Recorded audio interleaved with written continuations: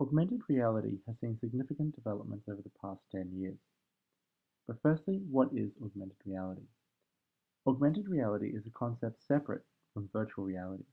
In virtual reality, the entire world is constructed and new, whereas augmented reality features some of the aspects of the normal view of life that people have, and then adds on to that, or projects additional images, sounds, and videos onto that environment.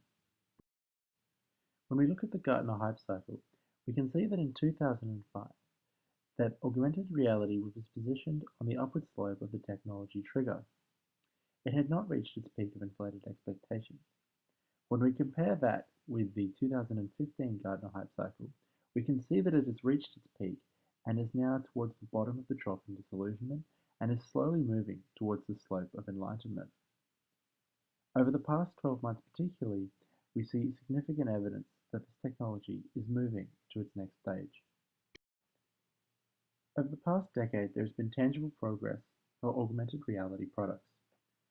Firstly, we had the Google Glass, which was a wearable device that was simply a pair of glasses worn by the user. With this, they were then able to record videos and take photos by blinking, and they were also able to view certain display screens that were projected onto the user's eyes. The Google Glass, because of its design similar to regular sunglasses or glasses, makes it ideal for industry applications.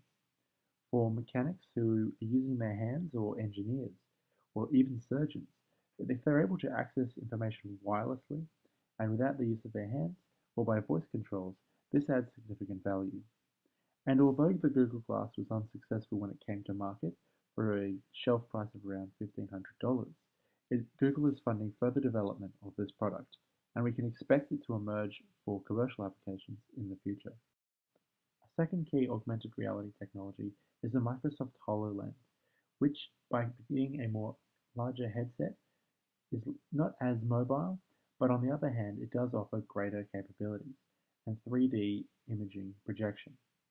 As you can see in this example video from Microsoft's 2015 Build conference, we can see that this product allows users to project objects and videos onto 3D walls and surfaces within their home. The HoloLens has the innovative potential to replace home entertainment systems.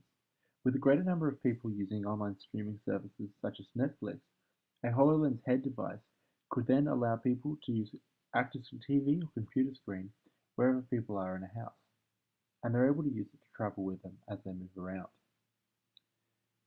The third technology is Pokemon Go, which has enabled widespread, rapid consumer adaptation and uptake of augmented reality technologies.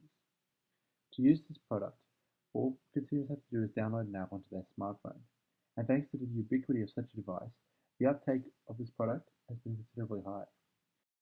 In the first few months after its launch, Pokemon Go has nearly eclipsed the number of daily active users that Twitter currently has on Android devices.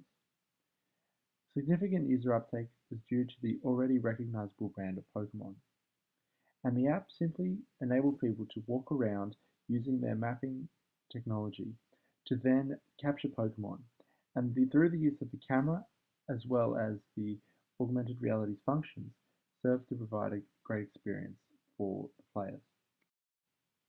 Using the smartphone's camera, they were able to project images of various Pokemon, enabling the player of the game to pretend that they were capturing the Pokemon in a real-life environment, which created an exciting experience for many people. When we look at these three separate technologies, we can break them down into categories for the potential innovation potential for augmented reality.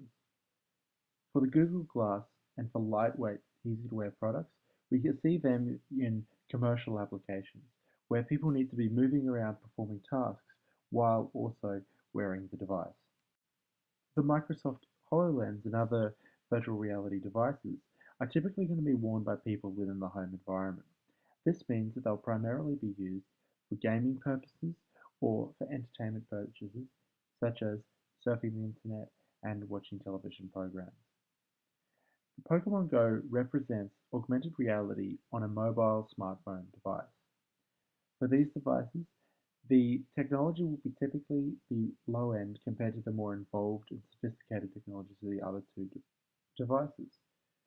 So for the mobile app, it will typically be lower end consumer facing technologies. So for instance, an example of this was a makeup company which allowed its users to project what certain different foundations and other makeup products would look like if they were applied to themselves.